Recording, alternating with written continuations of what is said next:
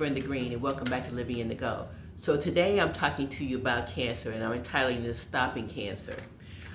There's certainly so many miracle marbles out there now in terms of drug therapies that can help you if you do have cancer. But we've noticed that cancer has been on the rise, and there are a lot of different things that are impacting it. People are getting cancer at younger ages.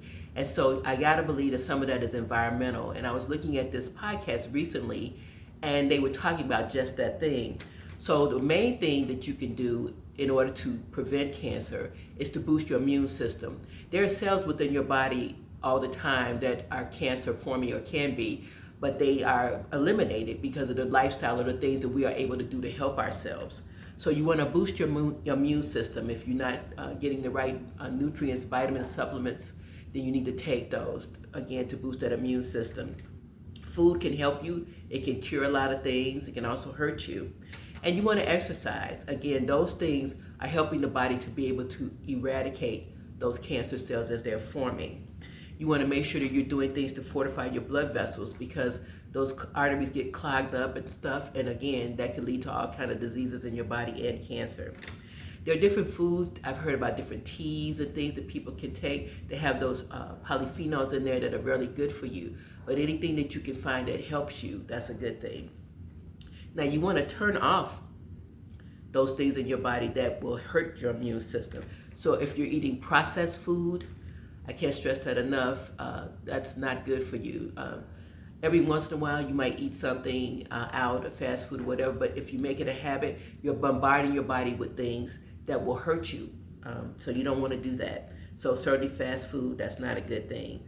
Food that has too much salt, if you're eating out a lot, they season the food pretty heavily in the restaurants because they want to taste good. And people like salt.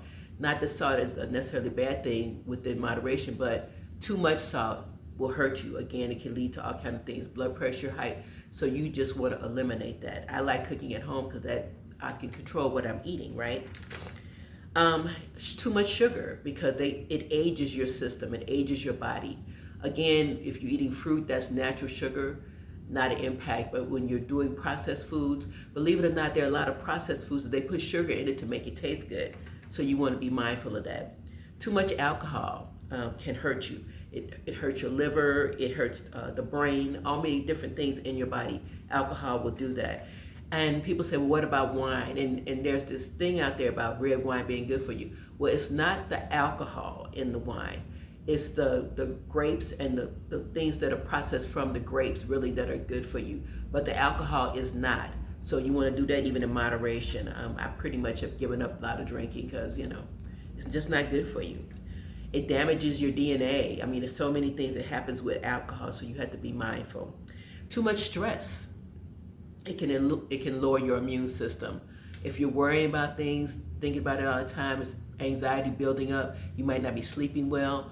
All of those things impact your immune system. And again, you want a strong immune system so it can fight off those cancer cells. Like I said, the rate of cancer has increased in younger people.